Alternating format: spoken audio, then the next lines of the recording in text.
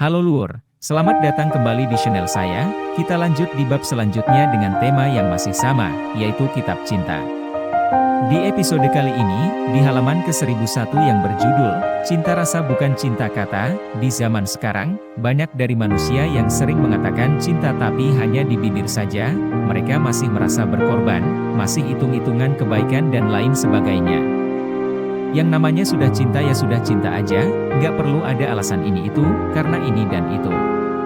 Saat seorang manusia menatap lawan jenisnya, pasti yang timbul pertama itu nafsu ingin memiliki, bukan memohon kepada Tuhan supaya si manusia itu bisa jatuh cinta dulu sebelum memiliki.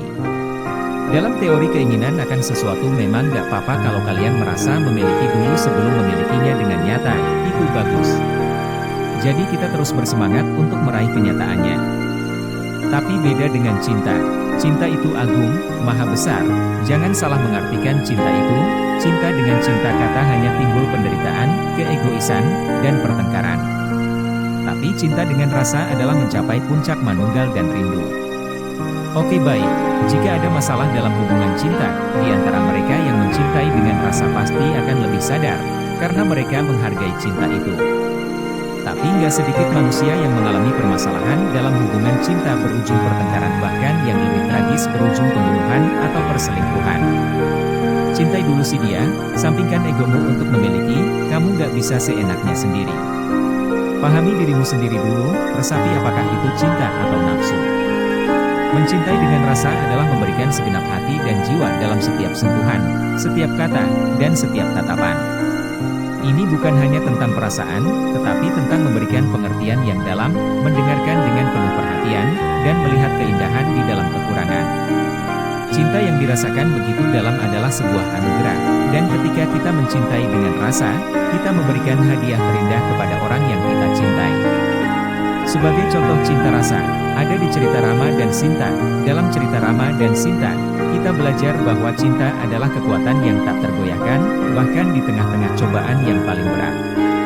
Seperti Rama yang dengan kesetiaan dan keberanian melintasi hutan belantara, kita harus siap menghadapi rintangan dan tantangan dalam cinta kita. Seperti Sinta yang dengan kesabaran dan ketabahan menanti cinta sejatinya, kita harus memiliki kepercayaan bahwa cinta akan selalu menemukan jalan untuk bersatu. Cerita ini mengajarkan kita tentang komitmen yang tak tergoyahkan, tentang kekuatan yang mampu mengatasi segala kesulitan, dan tentang pengorbanan yang terjadi ketika kita mencintai dengan sejati. Rama dan Sinta adalah simbol dari hubungan yang penuh dengan kasih sayang, kepercayaan, dan pengertian.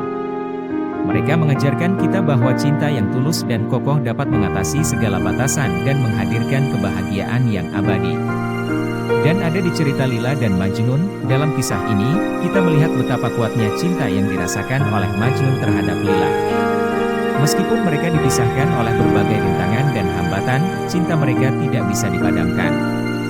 Pesan dari cerita ini adalah bahwa cinta sesungguhnya mampu mengatasi segala halangan dan kekurangan. Namun, cerita Lila dan Majnun juga mengingatkan kita akan bahaya kelebihan cinta yang dapat menyebabkan kegilaan dan ketidakseimbangan. Dalam kasus Majnun, cintanya yang berlebihan membuatnya kehilangan akal sehat dan menyebabkan penderitaan yang mendalam. Pesan utama dari cerita ini adalah pentingnya menemukan keseimbangan dalam cinta. Cinta yang sejati haruslah memperkuat kita, membawa kebahagiaan, dan membangun hubungan yang sehat. Namun, cinta yang terlalu berlebihan atau obsesif dapat mengarah pada kehancuran dan kesengsaraan. Dengan mengambil pelajaran dari cerita Lila dan Majnun, kita diingatkan untuk menjaga keseimbangan dalam cinta kita, menempatkan kebahagiaan dan kesejahteraan bersama sebagai prioritas, serta menghargai keterikatan yang sehat dan saling mendukung dalam hubungan kita. Mencintai dengan nafsu adalah seperti api yang berkobar tanpa kendali, membakar dan menghancurkan segala yang ada di sekitarnya.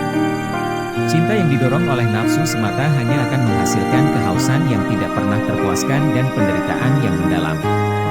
Oke Luur, yang paling terpenting dalam hal mencintai adalah mencintai dengan penuh kesadaran, maka dari kesadaran itulah akan tumbuh cinta rasa, itulah cinta yang sebenarnya cinta. Mencintai dengan kesadaran adalah memilih untuk hadir sepenuhnya dalam setiap momen cinta. Ia adalah kemampuan untuk melihat, mendengar, dan merasakan dengan jernih, tanpa terjebak dalam harapan masa lalu atau hayalan masa depan. Mencintai dengan kesadaran mengajarkan kita untuk menikmati keindahan di setiap detik, menghargai kehadiran pasangan kita, dan menjaga kualitas hubungan dalam keadaan sekarang. Dalam cinta yang disertai kesadaran, kita mengakui bahwa hubungan adalah perjalanan yang terus berkembang. Kita belajar untuk terbuka terhadap perubahan, menerima kelebihan dan kekurangan pasangan kita, dan selalu berusaha untuk tumbuh bersama. Mencintai dengan kesadaran juga mengingatkan kita akan pentingnya mengasah kepekaan dan empati. Kita mendengarkan dengan sungguh-sungguh, memahami kebutuhan dan perasaan pasangan kita, dan berusaha untuk merespons dengan penuh perhatian dan kebaikan. Jadi, pilihlah mencintai dengan kesadaran. Jadilah hadir dalam setiap momen, hargai keunikan pasanganmu, dan berikan cintamu dengan penuh pengertian dan kebaikan. Dalam cinta yang disertai kesadaran, kita menemukan kedalaman yang abadi dan kebahagiaan yang tulus. Saya Irfan Zahrul Muiz, salam cinta rasa.